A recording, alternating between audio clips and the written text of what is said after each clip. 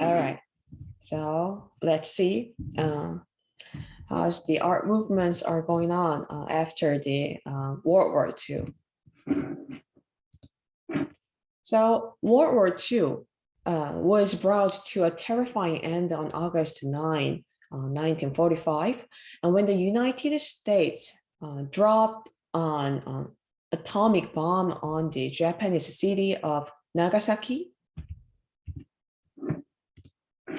And the United States and the Soviet Union had emerged from the war as the two dominant superpowers were entering into the prolonged nuclear-armed standoff known as the Cold War. We are going to see the art movement about that era. So, in the modern art, we learned the modern art last meeting in the last weeks, and we learned the modern art started from the foundation of the Louvre Museum in Paris, right? And the center of artistic energy had shifted. The several developments had paved the ways for this following of advanced art in America. So one was the founding of the Museum of Modern Art in New York City in 1929. So since the foundation of the Museum of Modern Art in New York City, the art thread moved to the United States from the Europe. So that is the beginning of the postmodern art. So this is a timeline. The modern art movements arose in Europe again, since the foundation of the Louvre Museum in Paris. And however, after the foundation of the Museum of Modern Art in New York City, the art trends moved from the Europe to America. The painters associated with the first major post-war art movement are commonly referred to as the New York School during the World War II. And there are diverse art styles emerged in 60s and 70s in United States of America. And today, we are going to see this abstract expressionist of the New York School and the pop art, the first art movement in 60s and 70s today. So let's see the abstract expressionist first. The New York School was a convenient label under which to lump together a group of painters also known as the abstract expressionists. Abstract expressionists were Jackson Pollock and Willem de Kooning. So this is Jackson Pollock. Paul Jackson Pollock was an American painter and a major figure in the abstract expressionist movement. He was widely noticed for his technique for pouring or splashing liquid household paint onto a horizontal surface, enabling him to view and paint his canvases from all angles. So we saw his work when we learned the unity and the variety, right, before the midterm. So the Jackson Pollock had perfected his drip technique, the splashing painting technique, named action painting. Please remember this term. So he created the dripping paint technique, and that names action painting. Pollock placed the unstretched canvas on the floor and painted on it indirectly by casting paint from a brush in controlled gestures or dripping paint from a stir stick. So layer after layer, color after color, The painting grew into an all-over tangle of graceful arches, dribbled lines, spatters, and pools of colors.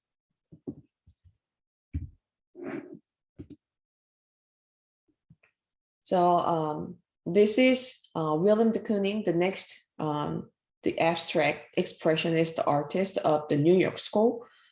The years after World War II, de Kooning painted in a style that came to be referred to as abstract expressionism or action painting again, and was part of a group of artists that came to be known as the New York School. So the reason is the name of action painting, their style, Jackson Pollock and Willem de Kooning, is they use their physical movement when they make a work of art. So Jackson Pollock used the splashing paint on his work surface, and de Kooning used the brush speed with the dynamic physical movement. That is also called action painting. So this is de Kooning's well-known woman series, and it began in 1950 and culminating in Woman 6, and owes much to Pablo Picasso, and not least in an aggressive and penetrative breaking apart of the figure and the spaces around it.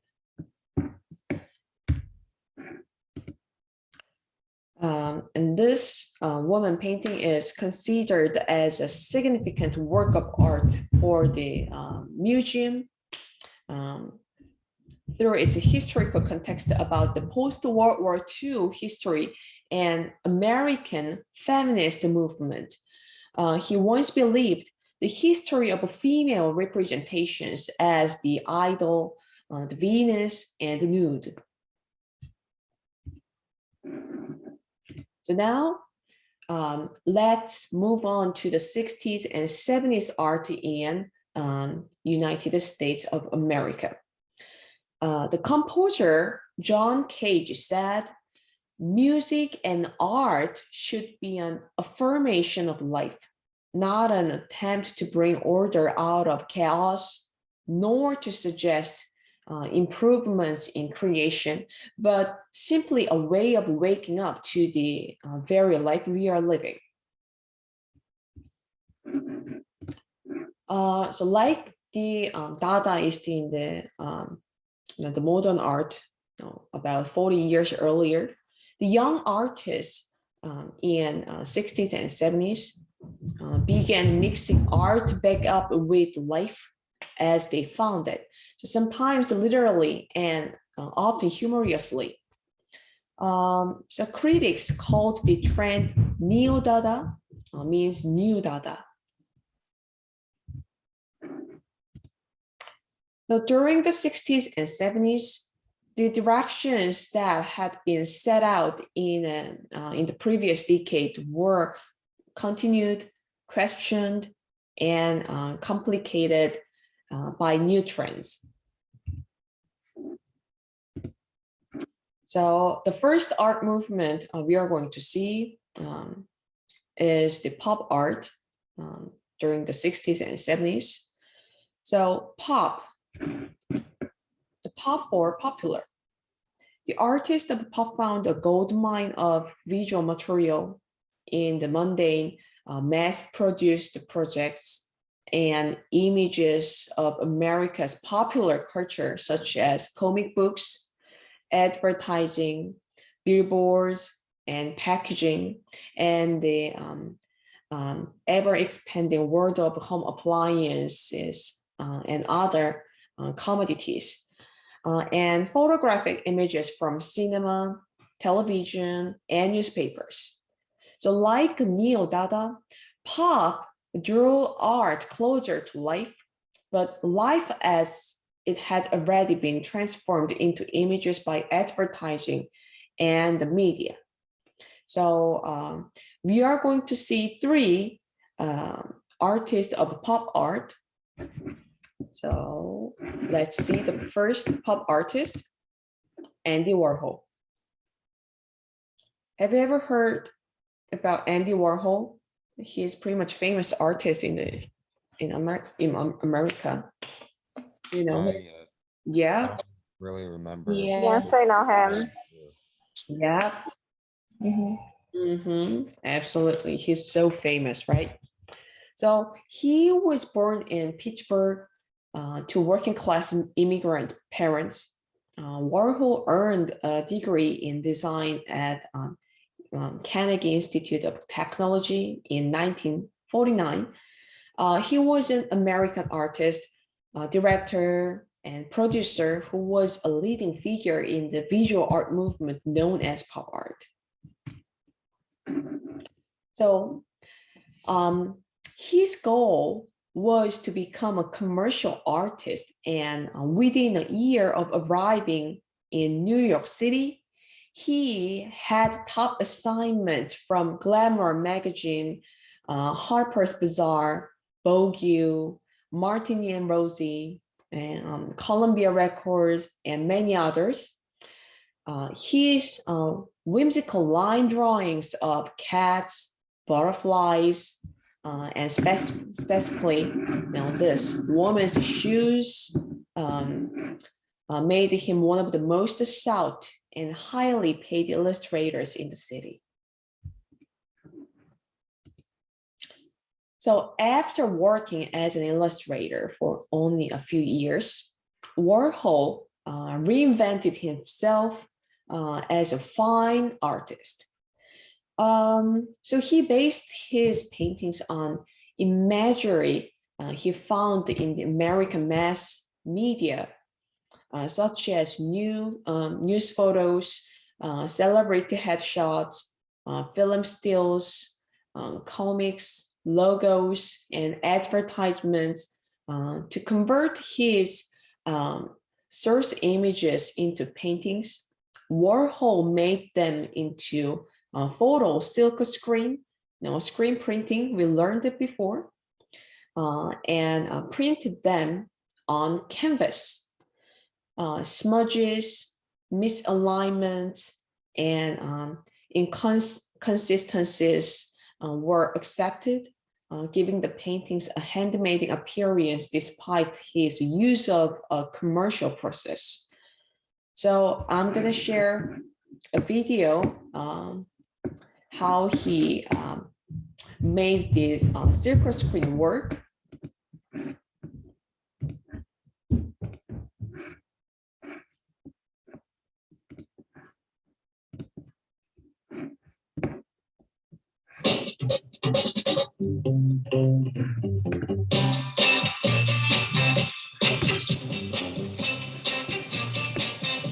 So this is a silk screen frame, so large, right?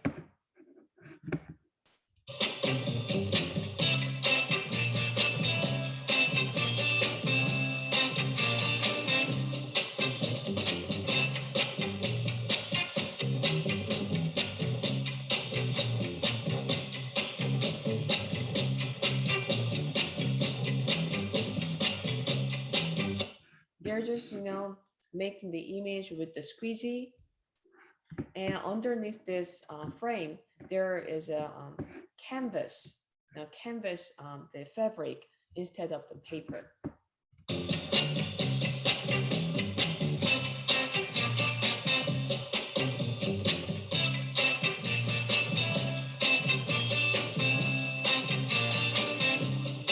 So this is the silk screen, the printing technique. So with this frame, he can reproduce on the same artworks on the different pieces. So that's why he thought he's producing a work of art, not creating. So he called his studio as factory.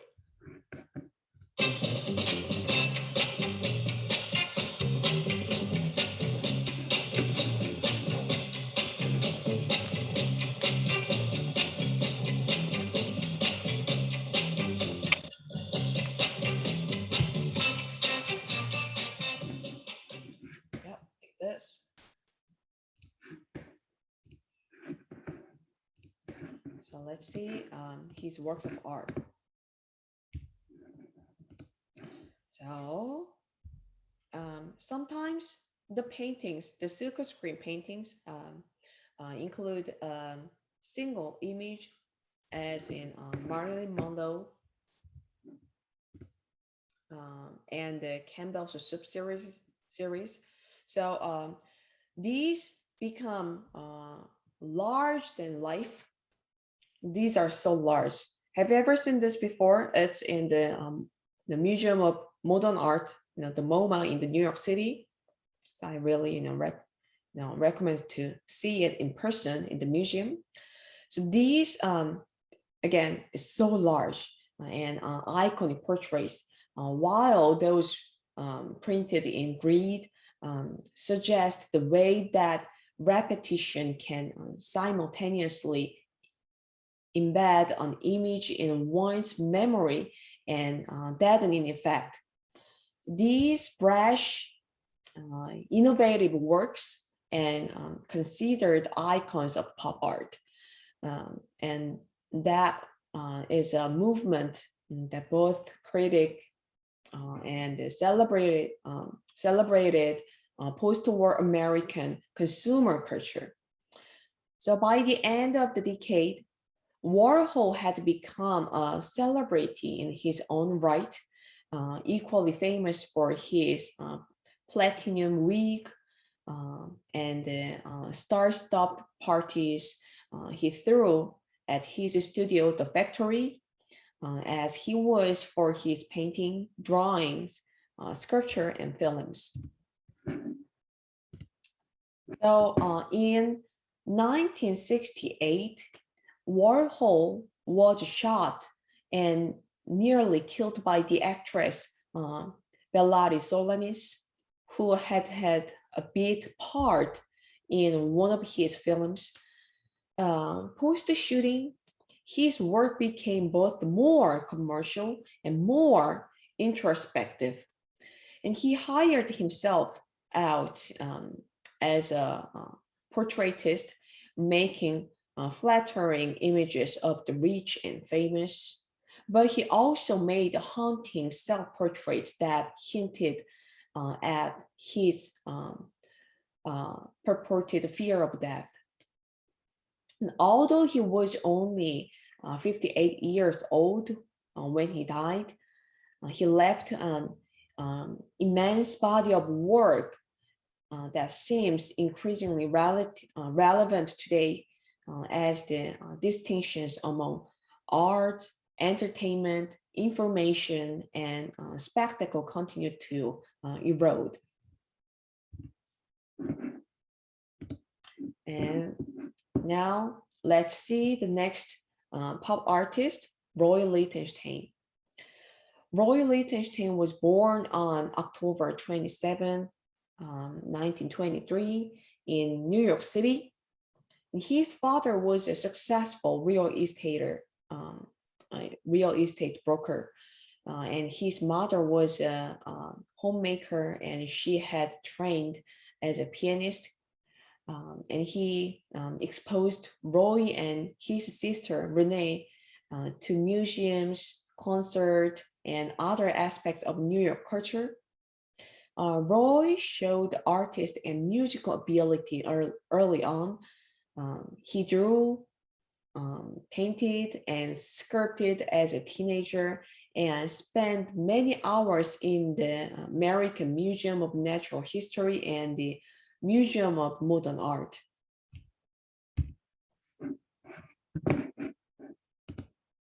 So this is his work. Looks like a cartoon, right? So his work is inspired by the mass media, especially the cartoon, which is one of the most popular America's culture. And Roy Lichtenstein used the stencils, thick black outlines, and primary colors to elevate both commercial images and the commercial printing process into art.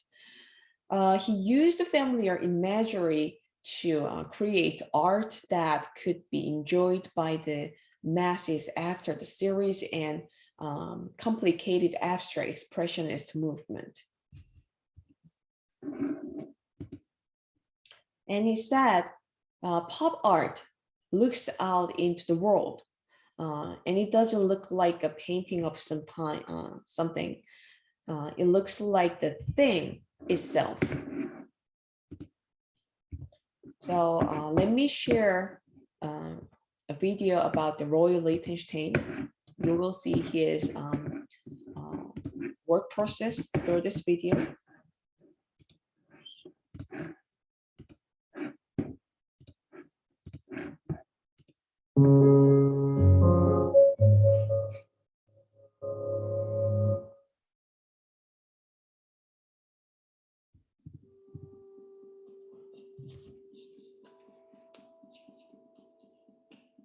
Diagram is maybe a good word for the way I represent other artists. That may be true of cartooning, that it tends to be a diagram of a person. It seems to depict by outlining and delineating in a simple way what a subject is.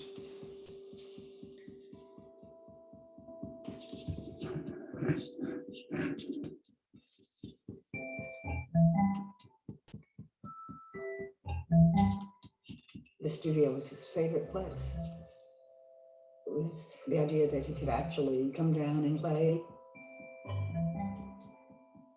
Sometimes he just liked to come down and even clean his paintbrushes and look around at the work he was doing, you know, at that time.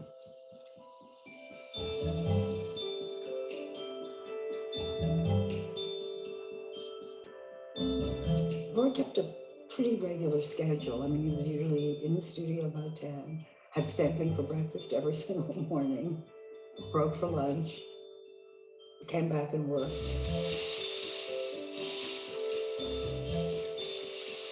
It wasn't like I have to go to work today. God, I have to paint today.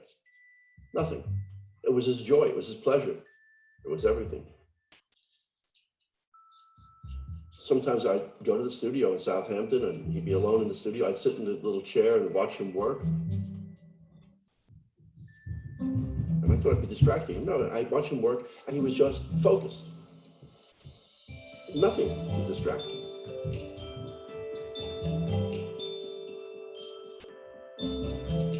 He had never really dreamed that he would be able to support himself through just painting.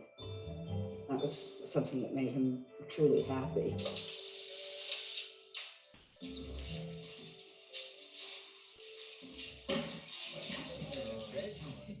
So the question of the hour is, how are you going to work in Rome? I'm going to do some drawing and thinking and mostly eating, I think. He was exactly the first day I met him to the day I never saw him again the same way. Easygoing, charming. He wasn't judgmental. I was working at the Bianchini Gallery in New York, and we did an exhibition called The Great American Supermarket, and thought, wouldn't it be great if instead of a regular poster, we could get Roy Lichtenstein and Andy Warhol to put an image on a shopping bag for free. And I met Roy in 1964 when he came in to sign the shopping bags. Well, it was 64, so he was pretty well known. He was an internationally known artist. There was still great controversy. It was in the air. Is pop art serious? Is it this? Is it art? All that stuff was still up there. A lot of people were upset about it. You know, the abstract expressionists must have felt pretty upset because they saw their whole anguished world vanish in this kind of ironic and witty and beautifully done work. What I did in these early paintings was frightening to me, really. And it seemed to go counter to a sense of taste I had developed along with, I would hope, a sense of art. Except I knew it had meaning, and I knew very shortly that it had more meaning than the things I had done before. But because it was so different, it was really frightening.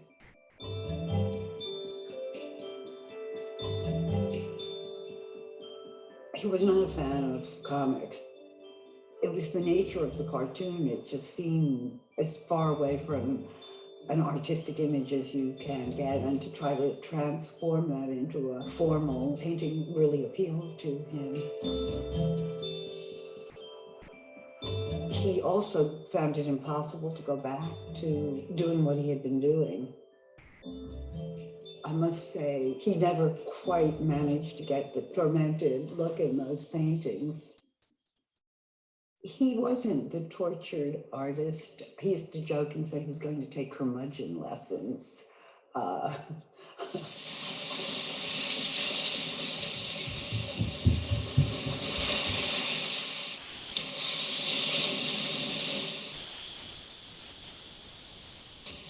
When Roy was at Ohio State, he had an art professor, Hoyt Sherman, who was a huge influence on him. Talked all about ways of seeing and perception. He had methods of teaching where he flashed slides in a dark room really quickly and had people sketch them so that they could get kind of wholeness or gestalt of the work. That really had a major impact on Roy.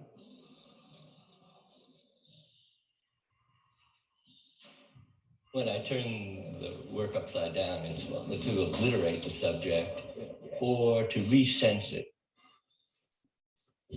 think of it more as pure mark than you can subject. You can see it clearly if you look at it through a mirror because it reverses everything. And anything you don't want is sort of doubly off because it's the other way around. It's almost the same as coming back 2 weeks later or something, looking at it and you see what's off then. All right, let me start the video up here.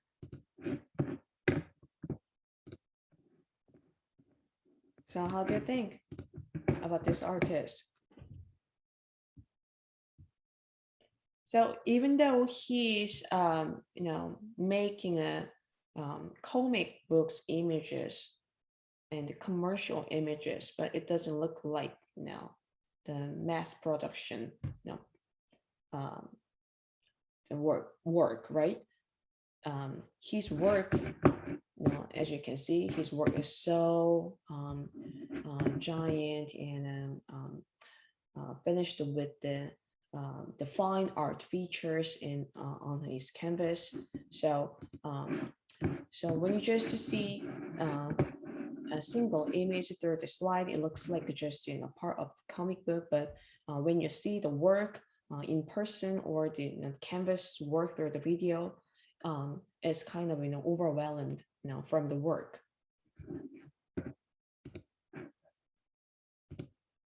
All right, and now let's move on to the next pop artist, Jeff Koons.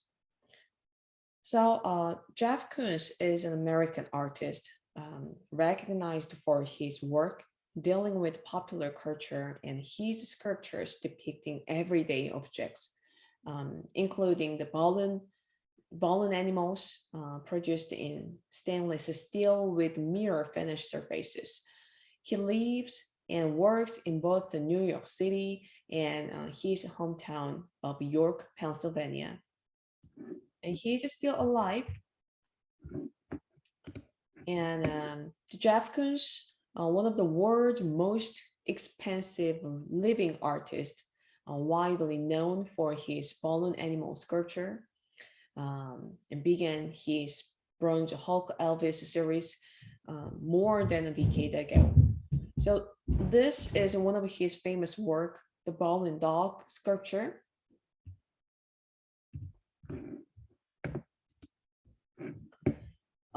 The works from the ongoing series of Hulk Elvis range from precision machined bronze sculptures, and it inspired by an inflatable of the popular comic book hero and extruded in 3 dimensions.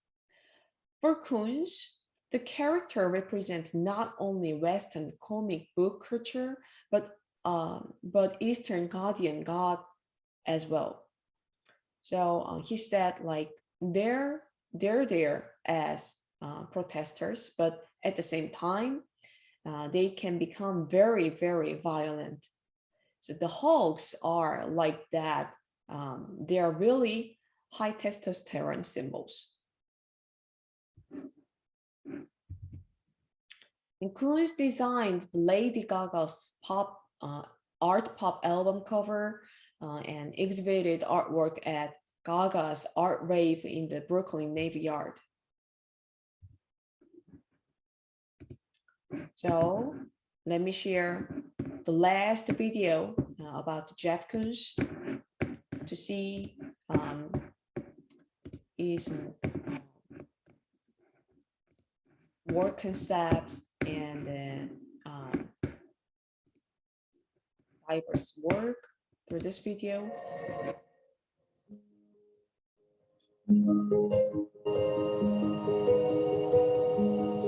I really did not know fine art as a child. I was learning aesthetics through my father. My father was an interior decorator, but I wasn't visiting art museums. And you have to learn how to trust in yourself. And when you trust in yourself and you follow your interest, that's really where you find art.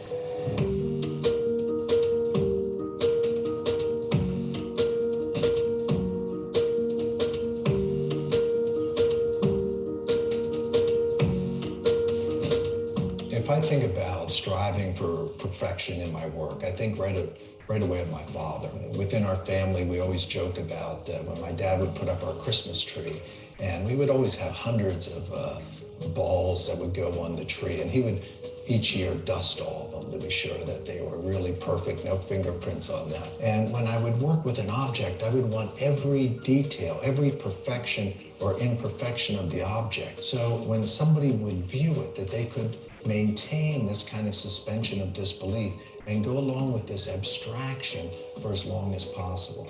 So there's an aspect of control of vision to be able to achieve something I picked up from my father.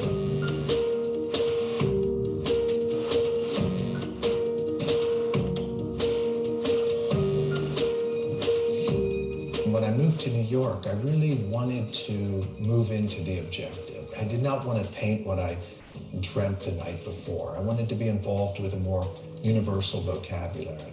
So I just started to work with ready-made objects. So there was a very kind of strong, kind of pop, Duchampian type of aspect to my work. And what I really found is that everything's a full circle. And it's like the yin and the yang. And the idea of the subjective to the objective, it's not a line. It's not a linear line that we have the subjective here and the objective here, but it's circular.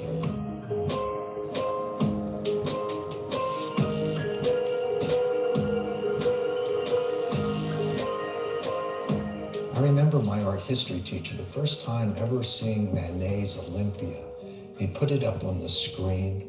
He started to speak about this work and about the different symbols and different meanings. And I started to realize that this activity of art connects you to all the human disciplines.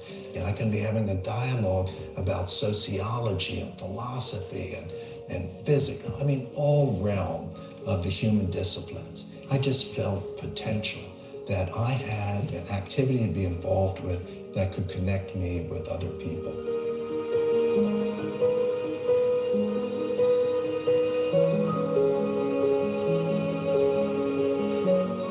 When I think, what an artist does, it's about making gesture. And a lot of people right away think about throwing paint or, making a physical gesture. But, you can make a philosophical gesture. And a lot of times people feel very inferior to art. They feel intimidated by it. But the art really happens inside you.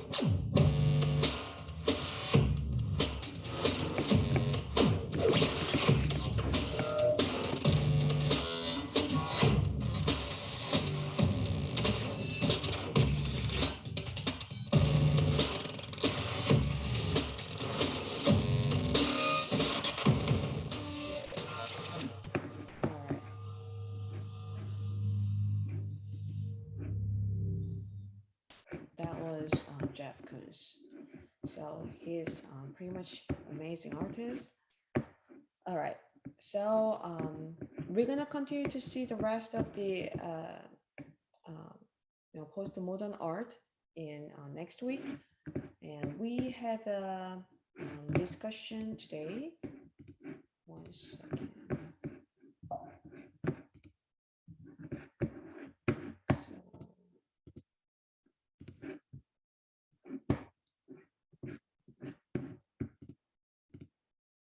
All right.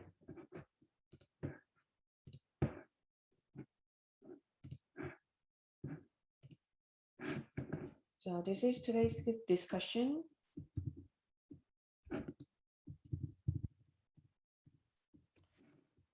So we just learned pop art, right? In 60s and 70s, and it is still popular work styles. And pop artists, we just saw Andy Warhol, Roy Lichtenstein, and Jeff Koons. And they use America's popular culture for their work of art.